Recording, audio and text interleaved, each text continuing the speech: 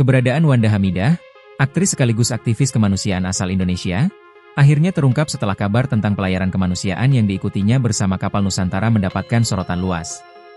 Saat ini, Wanda tengah berada di Pulau Sisilia, Italia, setelah misi pelayaran menuju Gaza yang mereka tumpangi gagal diselesaikan. Wanda secara terbuka mengumumkan kegagalan pelayaran tersebut, yang awalnya merupakan bagian dari misi kemanusiaan Global Sumut Flotilla, sebuah aksi solidaritas yang digagas oleh sekelompok aktivis internasional yang berupaya membantu penduduk Gaza.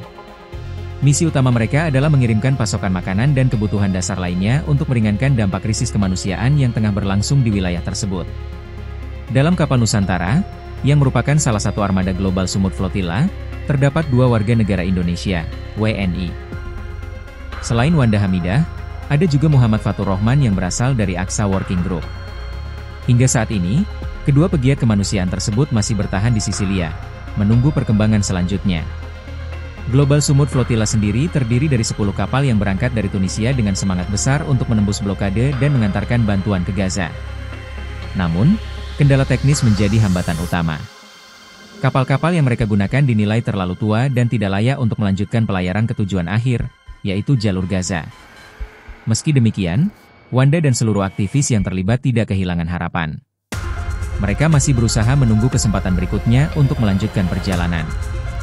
Zaskia Meka, sahabat Wanda Hamidah, mengatakan Wanda Hamid sangat berjuang untuk sampai ke Palestina. Diceritakan Zaskia Meka, jika Wanda Hamidah mengalami tragedi pengusiran dari kapal yang ditumpanginya. Karena pengusiran ini, Wanda harus tidur di jalanan. Kapalnya rusak, kaptennya jalan, kaptennya ninggalin karena kaptennya sabotase. Padahal semua barang, termasuk dokumen penting milik Wanda Hamidah, ada di kapal tersebut.